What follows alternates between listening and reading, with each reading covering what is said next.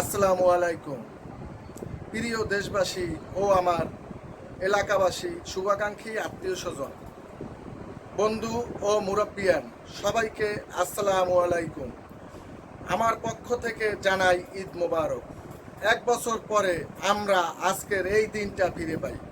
আমরা সবাই ঈদের নামাজ পড়ে কোলাকুলি করে ঈদ আনন্দ উপভোগ করি। আমাদের পিছনে অনাকাঙ্ক্ষিত কিছু ঘটনা ঘটে থাকে।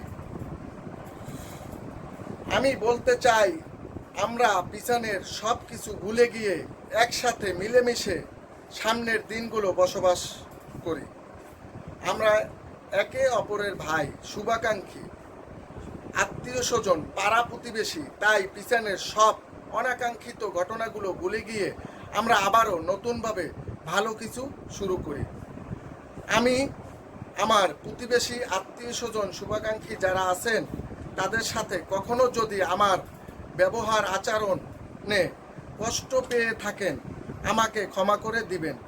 হয়তো আপনাদের মাঝে অনেক সময় বিভিন্ন প্রসঙ্গে কথা বলতে গিয়ে ব্যবহার আচরণ খারাপ করেছি।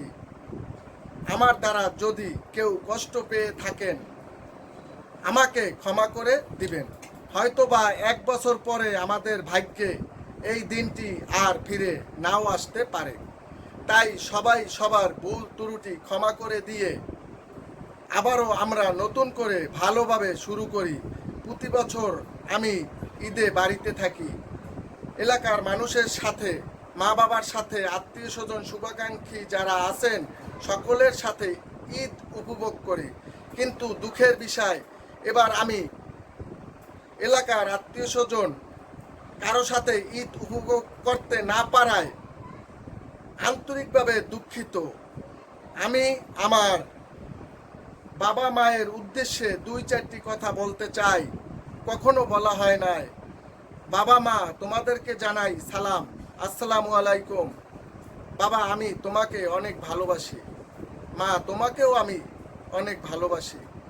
বাবা মা বেঁচে থাকলে আগামীতে আমাদের সাথে একসাথে ঈদ করব। বাবা মা, তোমাদের জন্য এই পৃথিবীর আলো দেখেছি। বাবা মা, তোমাদের প্রতি আমার যে দায়িত্ব, কর্তব্য, সেই দায়িত্ব পালন করতে হয়তোবা আমি ব্যর্থ হয়েছি। বাবা, তোমরা আমাদের জন্য দোয়া করবা। তোমাদের প্রতি সন্তানের যে দায়িত্ব, সেই দায়িত্ব যেন ভবিষ্যতে আমি পালন করতে পারি। আসসালামু আলাইকুম। ঈদ মোবারক। ঈদ আপনাদের জীবনে বয়ে আনুক অনাবিল আনন্দ, সুখ, শান্তি, সমৃদ্ধি। ধন্যবাদ সবাইকে। বেঁচে থাকলে আবারও আপনাদের মাঝে দেখা হবে। ভালো থাকবেন, সুখে থাকবেন। ঈদ মোবারক।